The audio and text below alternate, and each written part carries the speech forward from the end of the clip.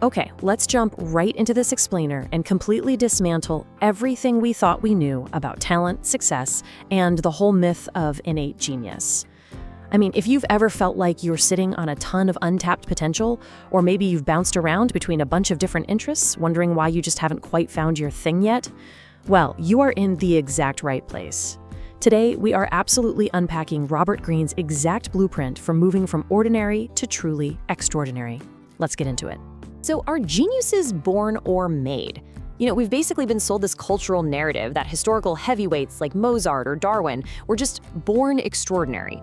We picture Mozart popping out of the womb ready to compose symphonies, right? Or Darwin just randomly having a brilliant eureka moment while staring at a finch. But Greene's research completely shatters that idea. Mastery is not some magical gift, it's actually a highly structured process. Take Mozart, for example. He was actually the product of one of the most intense, rigorous childhood apprenticeships in musical history, driven relentlessly by his father. It wasn't magic, it was work. And the contrast here is just stark. On one side, we've got the myth we all secretly kind of love, right? The overnight prodigy, the 5-step hack to success. But on the other side, the reality.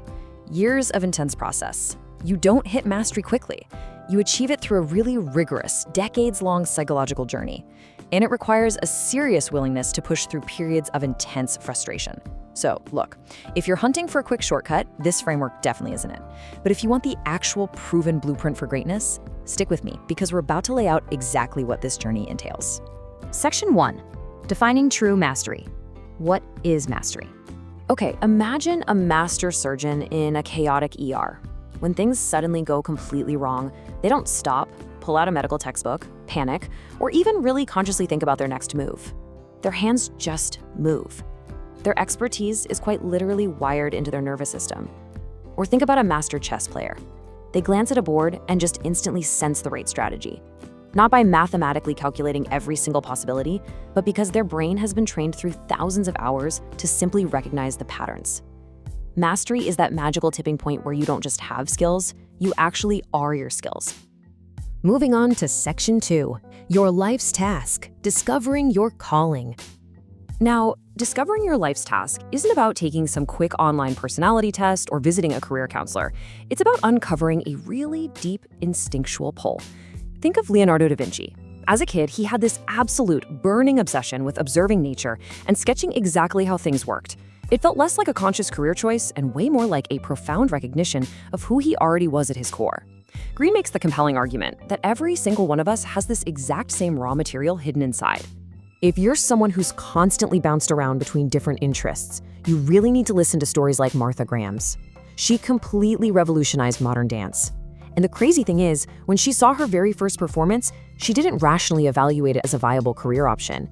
She felt this undeniable intensity that just completely erased any doubt. She knew immediately that dance was her path. Seriously, your own childhood curiosities, the stuff you gravitated toward before the world told you what you should be doing, those are the actual raw materials for your life's work. And if you're thinking, well, I missed my window, here is the absolute proof that early career wandering is not wasted time. It is never too late. Julia Child found her path in her late 30s. Sometimes it takes years of trial and error to actually uncover what you're meant to do. She gathered all these wild experiences in advertising and intelligence for years before finally aligning with her true culinary calling. You see, pure passion without discipline goes nowhere, but pure discipline without passion just leads straight to burnout. Julia Child hit that perfect intersection a bit later in life, and man, once she did, everything just accelerated like crazy. Which brings us to Section 3, the apprenticeship phase, building the foundation. In our hyper-fast modern world, we often expect young founders or new hires to just start contributing on day one. But Greene argues this is actually a catastrophic mistake. To really build mastery, you have to go through a vital cognitive rewiring process, and he breaks it down into 3 highly distinct steps: deep observation, skill acquisition, and experimentation. Let's look closely at Step 1. Step 1 is deep observation. It's about silence, absorption, and really studying the masters. Rather than immediately asserting yourself to try and prove your value, you actually need to act like Charles Darwin when he was on the HMS Beagle. He wasn't out there theorizing right out of the gate. He was quietly taking voluminous notes and just absorbing his environment. You have to step back, watch the masters, study exactly how they solve complex problems, and absorb the unwritten rules of your specific domain in absolute silence before you even attempt to produce anything yourself. Once you've observed, you move to step 2, skill acquisition. This is where you engage in what Greene famously calls resistance training for the brain. Now, fair warning, this is the repetitive and often deeply frustrating phase. You have to deliberately practice at the very edge of your capabilities to literally force your neural circuits to grow. Just like your muscles only grow when pushing against physical weight, your brain only grows when the task is sitting right at the boundary of what you can currently handle. It's not about just mindlessly logging 10,000 hours. It's about the intense, high-quality focus of drilling down into the specific components you're actually bad at. And finally, step 3, experimentation. Moving from imitation to true contribution. Look, only after you've built that rock-solid deep foundation can you start methodically testing out your own variations. It's exactly like what the Wright brothers did with early flight mechanics. They didn't just randomly strap on some wings and hope for the best.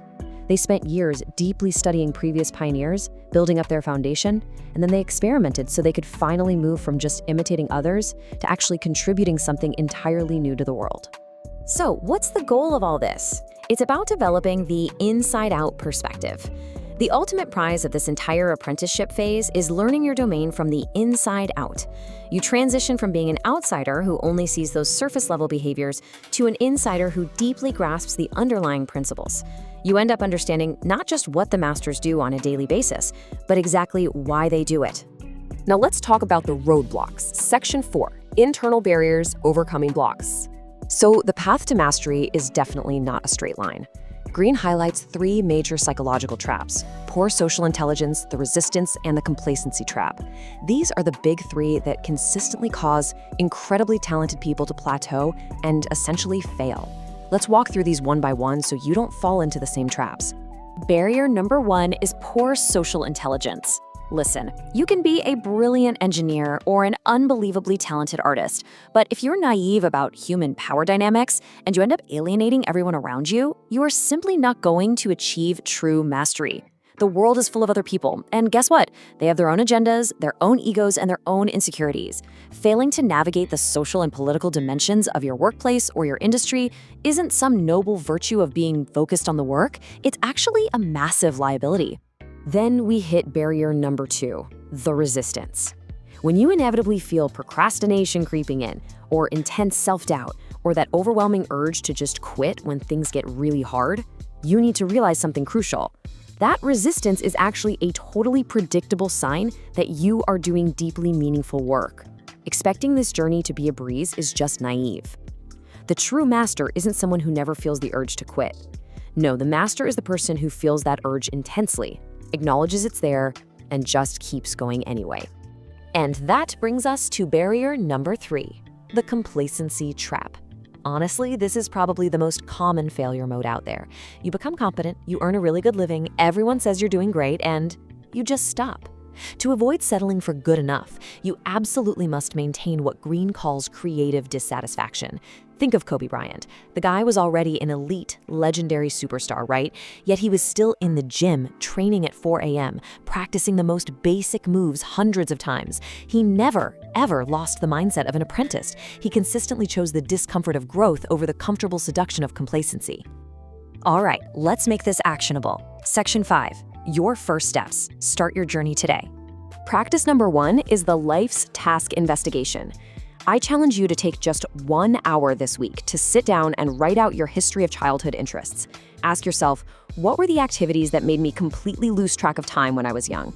Dig in and try to find that hidden thread, that deep psychological pattern that connects all those early experiences. Doing this can massively help clarify your true calling.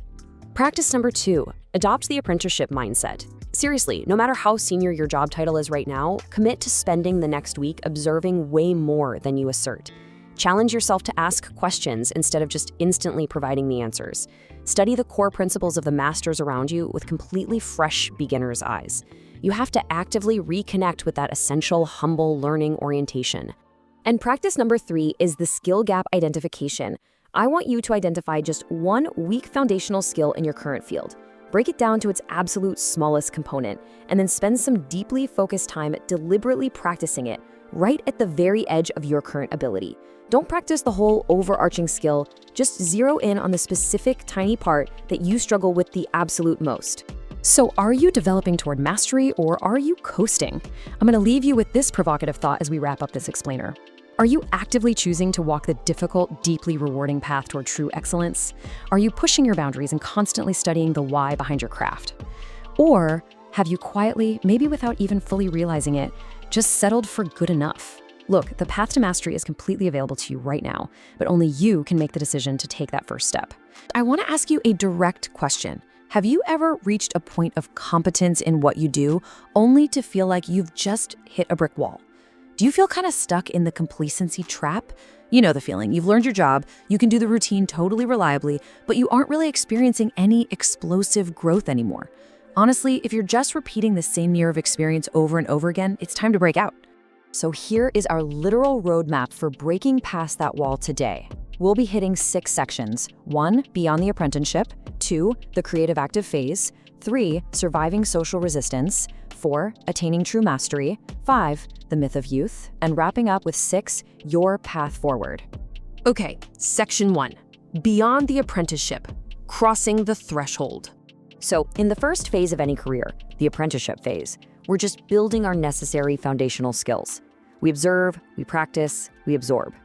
But to transition into producing actual original work, we have to make this really critical leap. We have to move from mere knowledge to deep understanding. See, knowledge is just the accumulation of facts and techniques, right? It's the what. Understanding, on the other hand, is grasping the deep underlying principles behind those facts.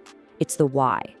Someone with knowledge can solve familiar problems, sure, but someone with understanding, they can solve completely novel problems simply because they see the deep structure of the whole entire domain. Let's think about one of history's absolute greatest geniuses for a second, Wolfgang Amadeus Mozart. The prevailing myth is that Mozart was just this spontaneous genius from birth, just effortlessly composing masterpieces right out of the cradle. But the reality, it's actually astonishing. He underwent one of the most intensive childhood apprenticeships in history. He literally had to completely absorb the entire European musical tradition before he ever wrote a single original masterpiece. The strategy here is crystal clear. You don't reject tradition from a place of ignorance. You transcend it from a place of mastery. Moving into section 2, the creative active phase, breaking the rules properly. This is the thrilling moment where all that accumulated knowledge actually transforms into raw, creative power and original breakthroughs. It's all about creative intuition.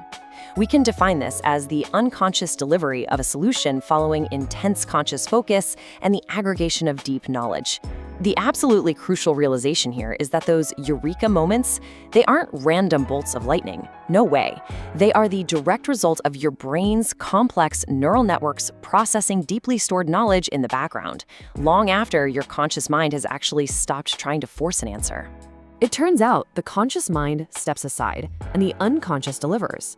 For creative intuition to truly work its magic, periods of intense, deliberate conscious focus absolutely must be followed by periods of rest. Taking a walk, taking a shower, taking a nap. These periods of apparent idleness are exactly when your unconscious mind steps up and does its absolute best, most profound creative processing. There's a totally fascinating real-world example of this with the chemist Friedrich August Kekulé. He had struggled for years, literally years, deeply focused on trying to understand the molecular structure of benzene. Then, one evening, completely exhausted from the effort, he dozes off and has this bizarre dream of a snake eating its own tail. He wakes up with the sudden, shocking realization that benzene had a ring structure. That incredible insight didn't just appear out of thin air. It was the vivid output of years of intense, unconscious processing finally bubbling right to the surface. All right, section 3, surviving social resistance, navigating the real world. Now, having a brilliant idea is not the end of the story, because bringing new, intuitive ideas to the real world almost always invites severe pushback. Even the greatest innovators face this. Take the Wright brothers, for instance. They didn't just build an airplane and instantly receive thunderous applause. Not at all. They faced years of profound skepticism and downright public ridicule from the established scientific community. They had to methodically improve their designs, quietly persisting until the evidence of human flight was absolutely undeniable. So there's a really stark difference in how you handle this kind of pushback.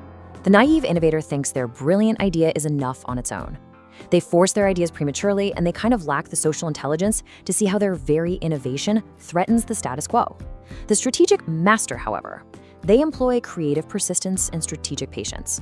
True masters know they have to balance their pure creative genius with the social intelligence required to survive in a highly resistant world. They carefully, fully develop their ideas before they ever present them to their harshest critics. Section 4. Attaining true mastery, the zenith. When you finally cross that threshold and your knowledge becomes completely internalized, it literally changes how you perceive the world. Masters see more. A master chess player doesn't look at a board and just see individual wooden pieces. They see unseen forces, tensions, and dynamic possibilities stretching across the squares. A master diagnostician instantly integrates subtle physical signs that a first-year medical student would completely miss. And an experienced firefighter doesn't consciously deduce danger. They automatically recognize a critical combination of smoke color and heat that tells them exactly how a fire is going to behave. It's rapid, it's accurate, and it's completely intuitive. And emotionally, the transformation is just as profound. The novice is constantly frustrated because the work is hard and confusing. We've all been there. The merely competent practitioner is often bored because the work has just become entirely routine. But the master exists in a flow state. Because their mental models are so incredibly sophisticated, they're completely absorbed by the task at hand. The work itself becomes intrinsically rewarding, making all those decades of effort deeply, deeply satisfying. Which brings us to Section 5, the myth of youth, debunking the timeline. There is a major roadblock for so many of us when it comes to timelines. We feel this intense, heavy societal pressure to achieve greatness immediately. Let's just talk about the cultural obsession with the number 30 for a second. Those 30 under 30 lists make us feel like if we haven't completely revolutionized the world by our late 20s, we've entirely missed the boat. But this research completely dismantles that anxiety. Mastery is a long game. The human brain simply needs decades to build the dense neural networks required for expert intuition and perception. Many of history's absolute greatest masters did their most important world-changing work in their 40s, 50s, and well beyond. Take a deep breath. You're not behind schedule. Now, it's also really important to objectively examine the limitations of Greene's framework in the real world. Let's be real for a second. First, Greene assumes a baseline freedom of choice to pursue a calling. But we have to acknowledge that economic and social constraints can make this path much, much harder for some than others. Second, the framework is highly individualistic, whereas a lot of modern breakthroughs are actually achieved through collective mastery, like giant scientific labs and engineering teams working together. And third, Greene focuses heavily on a singular life's task, but many historical figures, like Da Vinci, achieved mastery across multiple, remarkably diverse domains. The framework is incredibly powerful, for sure, but it always has to be adapted to your actual real-world circumstances. And finally, Section 6. Your path forward, the final action plan. So what does this all mean for us? How do we avoid that complacency trap and jumpstart our own creative active phase starting today? Well, here are 3 concrete steps you can take right now. Step 1, practice creative incubation. Really wrestle with a problem deliberately, and then intentionally step away for 24 hours to let your unconscious mind work on it in the background. Step 2, take a resistance inventory. Actually write down your internal blockers, procrastination, self-doubt, whatever it is, and craft one specific, practical countermeasure for each. Step 3, start a mastery reading plan. Identify the key practitioners in your field you haven't deeply studied yet and commit to extracting their underlying principles over the next month. I want to leave you with this final provocative thought to chew on. Are you walking the path to mastery, or have you settled for good enough? Are you actively developing, or are you just coasting? Mastery is not reserved for the genetically gifted. It is absolutely available to anyone willing to do the hard, deliberate work over time. So take one concrete step toward excellence today. Do not repeat the same year of experience 20 times. Thanks so much for joining me on this explainer, and I will catch you next time.